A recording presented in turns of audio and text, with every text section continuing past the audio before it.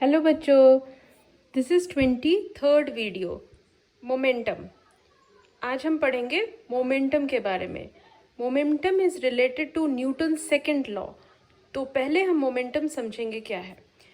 सबसे पहले लेते हैं दो बॉल, एक क्रिकेट बॉल है और एक टेनिस बॉल है।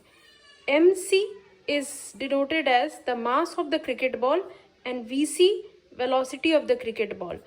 Similarly, mt mass of the tennis ball and vt denoted as velocity of the tennis ball written here. Now in this example, the first case, the mass of cricket ball is much larger than the mass of the tennis ball, but velocity of the cricket ball and velocity of the tennis ball both are same. vc is equal to vt. Now mass is greater but velocity is same, so if both ball are coming towards a person, then force required to stop cricket ball is more than force required to stop tennis ball. अगर दोनों ball same velocity से आ रही है तो cricket ball को रोकने के लिए जो फोर्स लगेगा वो कहीं ज़्यादा होगा टेनिस बॉल को रोकने के लिए। सो फोर्स जो है वो डायरेक्टली प्रोपोर्शनल टू मास है। जिसका मास ज़्यादा होगा उसको रोकने के लिए ज़्यादा फोर्स लगाना पड़ेगा। Now see the second case. This is the second case in which both the cricket balls are taken, like cricket ball A and cricket ball B. Since both balls are same, so mass of both the balls are same. MA is the mass of first ball and MB is the mass of second cricket ball. So MA is equal to MB. In this second case, velocities are different. Velocity of A is greater than velocity of B. इस example में मास दोनों cricket ball का same है, velocity different है, जो कि velocity A का ज़्यादा है वेलोसिटी बी से।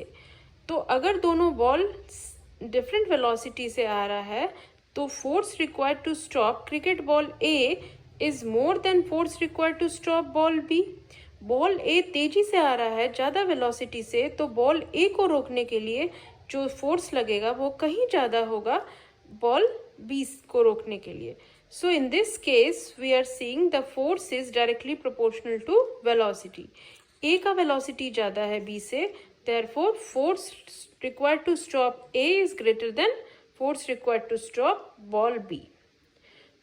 तो इन दोनों इक्वेशन 1 और इक्वेशन 2 से ये कंक्लूजन निकलता है कि quantity of motion in a body is directly proportional to both mass and velocity.